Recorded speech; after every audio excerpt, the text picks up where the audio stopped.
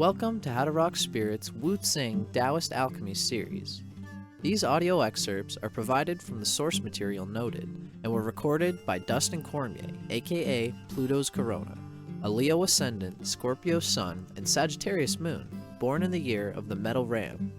For more astrology lectures and my own Cosmic Consciousness audio lecture series, check out How to Rock Spirit's YouTube channel, where I rap about everything from philosophy and transpersonal psychology to psychedelic spirituality, to tantric and occult mysticism, and even to Marx and Engels and the materialist sciences. See you there! Astrology is like a backpack full of wonderful, useful talents, skills, and perspectives you might not know you had. You could go through the whole hiking trip of your life without realizing you had extra supplies in your pack the whole time. The archetypes of astrology provide us with information that can help us to verify the tricky hidden dimensions of ourselves which often remain elusive to our prying conscious minds. Remember that it is up to the individual to objectively clarify for themselves which astral signs actually reflect recognizable parts of themselves through gnosis or real experience. A fair balance of skepticism and faithful receptivity are essential attitudes for any aspirant on the path of the mystic science of astrology. The Taoist animal sign describes the etheric nature of the soul's magnetic field, or what could be called one's chi energy. Living chi energy is the eternal vital mother of earthly power, the Shakti of our creative holy word, to put it Christically. Lunar chi vitality and its buoyant and stagnant cycles are the vibrating substrate upon which the solar alchemy of the Atma within is performed. No true gnosis of the earthly lunar experience of vibrating with other people can be attained without being mindful of one's etheric nature and how the mercurial chi expression of one's Taoist animal sign relates with that of others. Such alchemy cannot be found in Western astrology. Despite popular belief, even though Western alchemy does reflect an understanding of the dialectics of sun-moon alchemy, the true essence of soul growth has to come through gnosis of the soul and its etheric energy fields, or chi energy. The Western moon sign alone does not contain this knowledge. The Western moon sign signifies the rhythmic trappings of the inner sun's design. It is a symbol of the soul's aim within, but not of the outer nature of the creative power which the soul uses to realize and manifest itself in the world, and to relate with others. This is a dire difference. The etheric way of one's magnetic field nature, described in Taoist alchemy in one's animal sign, is like the current of a watermill. The chi energy here on Earth is what revolves the great evolutionary journey of the inner sun within, in heaven, so to speak. The rolling sexual waters of Earth work for the purposes of the sun's creative word within. Yet what is the celestial sun's light without the terrestrial moon to reflect it? The West gets this, but they're equating the lunar vehicle with the wrong moon sign. The Western moon sign is like the positioning of the great white orb in the sky, the quadranting of the personality within. Yet chi energy is the actual quicksilver of moonlight itself, which is what we really see. The Western moon sign is an adjunct of the mind nature, the direction of one's inner intent. It's a part of the sun, the design, the soul's aim. But those Western astrologers aspiring to sun-moon alchemy cannot attain the true lunar gnosis and self-realization described in all the Kabbalistic texts with only the goal in mind and not the vehicle. They need the mercurial lunar quicksilver vehicle of Taoist alchemy to take them there. The essence of that true lunar vehicle cannot be known without the specific knowledge of Wu Xing pentagram energy dynamics between the 5 element phases in the Taoist animals, and by learning to harmonize the etheric nature of one's magnetic field, i.e. their chi energy, with this inner solar design within. This inner design or mark of self-realization within pertains specifically to Western astrology alone. But it does not tell us about the vehicle, the petals of the flower, the shawls of Shakti, which we use to deal with others through and to conduct our own ends. The Western moon sign is a demarcation of personality. The Taoist moon sign demarcates the nature of one's vital cycles, not to mention, in a strong way, the nature which affords them their spiritual passion. The pentagram is the open-starred, vibrating female component to Yahweh within, or Yod-He-Vauhe, the four-element cosmic lord or father, the inner sun of the West. Western astrology presents us with the Merkava, the light body, the chariot, the soul's evolutionary journey within. It should be noted that the Star of David, the metageometry upon which the Merkava of Jewish mysticism as well as Western astrology is based, is a six-sided star, while the pentagram of Wu Xing is a five-pointed star. The great work of sun-moon alchemy is the six, the sun, within, coming into harmony with the five, the manifest feminine moon energy without. Pan the Ram, i.e. the chi energy, think Pan the Ram, pentagram, flows between five integral element phases which bisect cosmically at quintile angles on the shamanic compass. This represents the opening fan-like peacock wings of our phenomenon in reality, of spirit in reality. Wu Xing and controlling or moderating relationships. Wu Xing alchemy has a strange simultaneity of past and future to it, for the element which one is born under actually acts according to the manifest direction of the element phase 2 phases behind it. This explains the essential meaning of the controlling cycle of Wu Xing. Fire controls metal, earth controls water, metal controls wood. Every person's nature does not seem like their own element to them from within, for our own nature comes from behind. Yet our spontaneous reactions do reflect the expression of the image of our etheric nature, of our Taoist animal.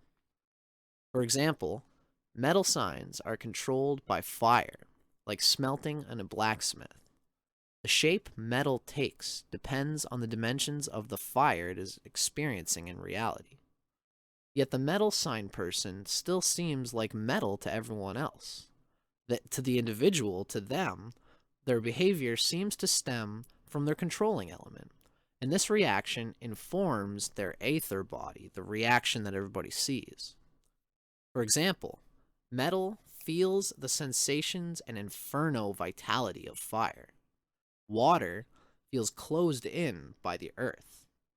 Wood feels like expanding the metallic cast of human will, that's metal. Yet on the outside, strangely, the elements appear as they are. Though metal people act on fire from within, feeling explosive, they still lock themselves into circuits and wires. They are hardy and willful and fuse readily in reality. Water still reflects a tidal wave of activity and sensitivity, although earthly ground does inform their behavior. And although wood is aimed at sharpening the effectiveness of each person's metal human will, which to the wood sign, it seems like a very obstructive, obstinate process, they're still like a breath of pine-fresh green air and serenity to everyone around them. Every element is actually fully informed by the element which is controlling or moderating or directing that element. It is as if each element has a two-way personality. What comes in to the observer, to the individual, is different from what goes out and what people see. Western astrology describes the transmigrating soul pattern within, the evolving, revolving sun's journey. But it does not share this aspect with the Taoist lunar alchemy. What the sun feels within is undeniably what it puts out. If you're a Leo, people see Leo. Yet metal signs don't feel within like metal signs. They feel like fire, even though they come out as metal. These ever-living relationships between element phases are essentially what make up the elements themselves. The moderating relationships are not arbitrary. They are embedded in the nature of each element itself. An apt metaphor for this fact is that we can think all we want about who we are on the inside, but in reality, it is the reflection of our reactions that everybody sees, the image in the mirror that defines who we really are. The fact that fire is directed by water is intrinsic to fire's nature. That is, it is wrong to say that water directs fire because water is cold and wet and fire is dry and hot. It is more correct to say water and fire are one energy, two faces of the same stream. Fire's nature is the direction of water. Fire directs metal because metal directs wood, because wood directs earth, because earth directs water, because water directs fire, etc., all the way round. This is the eternal, spontaneous movement of energy embedded in the way of things. The dynamic controlling or moderating relationships in Wu Xing do not strictly delineate negative relationship compatibility, as many Taoist astrology texts seem to believe. The negative nature of elements and clashing states between people is way overemphasized in English Wu Xing literature. In fact, these generally elucidate positive, constructive alchemical dynamics, which can be put to great effort in terms of human creativity and the manifestation of will and self-actualization. Wu Xing alchemy is like Tantra in this way. In Tantra, sexual eros energy is cultivated into intense bliss energy and then recirculated for positive effect in the workaday world as vital energy for the manifesting of our creative will. We seek sexual tension for the vibrating magnetic energy it generates between the male-female pole. In the same way, when people in conflicting Wu Xing relationships interact with each other in daily life, their contradictory perceptions, angles, and reality tunnels, and their opposed planetary directions may cause sparks to ignite between them. Yet such dynamic sparks only suggest that the alchemical forge is turned on, and that a life experience and a dimension of thinking possibly unknown and unconsidered to one person or the other is likely occurring. Such a process fills in the gaps of the lunar light, so to speak, in order that we can cultivate a gnosis or wisdom which has seen life from all angles, even the dark side which is directly opposed to us naturally. The nature of consciousness is like a beam or ray of light. It cannot illuminate except in a straight line, unless someone else comes along and guides the light in the direction of the shady parts directly behind it. This is how we can help each other grow in wisdom through the multifold terrestrial angles of planetary experience in space-time. Such angular clashes and contrasts should be taken in moderate measures, however. This is why it is useful that we have feeding or nurturing relationships as well as controlling or conflicting ones. We are vitalized by those people whose element phase nurtures or is similar to ours, for we can usually be ourselves and release our pent-up energy around them constructively without fear of frustrating others or causing a dramatic mercurial backlash. This is great for harmony, yet can be stale where growth is concerned, unless we allow those people into our lives whose viewpoint and temperament are refreshingly alien and subversive to our own. For it is through tension that creative energy is generated and the wisdom of separate viewpoints is attained. A particularly powerful and valuable wellspring of potential alchemical growth can be achieved when we interact with the partner animals in our harmony triad. These are the animals said to be the most romantically compatible with each other. For example, the earth triad consists of ox, rooster, and snake. The fire triad consists of rat, monkey, and dragon, etc. Often these animals are compatible in their inner harmony triad nature, meaning they interact in similar and compatible ways and toward the same goals. Yet their 3-year season elements, or their earth branch, their Aethyr body, are at odds with each other. In such instances, the people may be refreshed by the slightly different way their partner goes about things and the perceptions they hold. Yet they ultimately get along together very well and can harmoniously use their separate abilities to help each other attain similar goals and accomplishments. Conflicting Wu Xing relationships are only negative if our ego, our infantile grasping for silk-lined wombs of comfort and memory, obstruct our capacity to accept realities alien to the reality tunnel which we have grown accustomed to over time, through the mercurial crystallization of our own chi element nature. Behind our set nature is our ego in the way, our memory, our demon, our obstruction to the reality of what is. Yet beyond this obstruction is the living Zen reality, the free object outside of all angles and peering eye holes of perception. I should note that by using the term ego here, I'm not referring to one's psychological identity of individuation, but instead to the negative diluted sense of self, which I would call the mammalian neuromemory, the self blind to the cosmic unity of things by the occupation of mind upon biosecurity, mammalian fears, and terrestrial power over others. This ego, as the Gnostics refer to it, is a false fabrication of self perpetuated by what the Hindus call the ahamkara, the self-maker. We are dual outside, yet intrinsically one beyond time. We cannot become ideally one unless we cater to ours and our neighbors' elemental natures. The ultimate transcendental object comes when humans from the 5 celestial dimensions meet in Mercury, i.e. the material world, and synthesize their actions for universal purpose. The 4 elements of Western astrology are like a diamond or crystal square of inner soul. The square implies a solid foundation, like the bottom of a pyramid. It is the transmigrating solar light body. When we interact with others, our Wu Xing quicksilver chi energy intermingles dynamically with others and changes based on the people we're with. But we are essentially acting out that intermingling nature from the stone of the soul within, which only changes when we reincarnate. The idea in Taoist philosophy is that the recycling energies which make us up are fleeting and impersonal.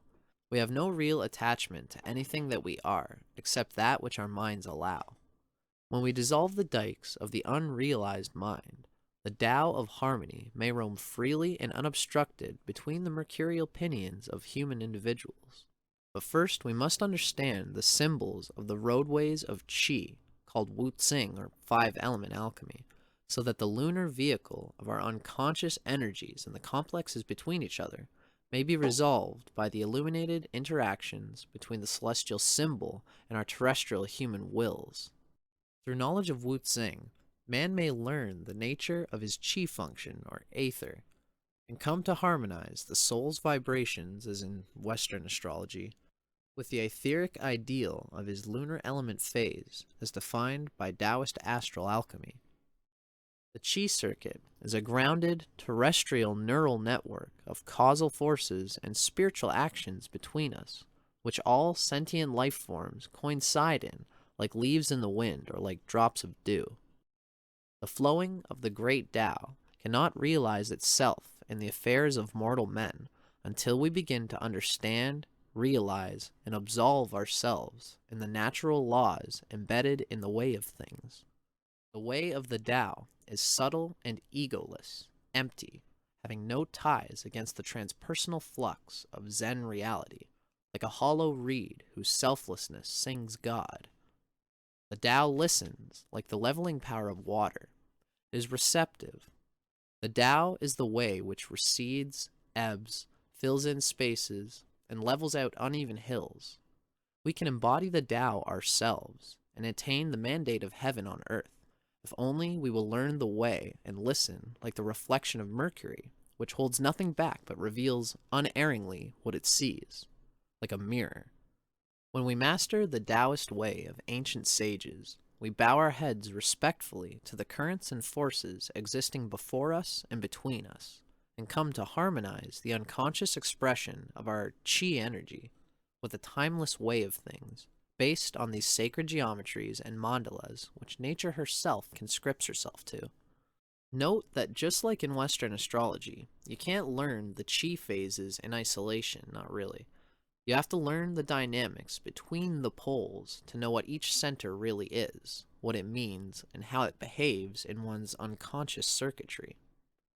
It's like describing the aesthetics of the color red without contrasting it to blue or yellow or other colors. It's nearly impossible. This is why it is useful to learn your element and the nature of your Taoist animal, by contrasting it with the typical behaviors of the other elements and animals. Alchemical wisdom is a long-winded gnosis, but it is worth seeing the light coming from all angles to get a sense of what the sublime center of the wheel looks like. That is, the transpersonal bliss of the Tao beyond all the contending forces. Note that this information is based on my own thinking upon the esoteric studying I've been doing over the years. They are meant to be an exploration of my perceptions on the subject at present and are my opinions only.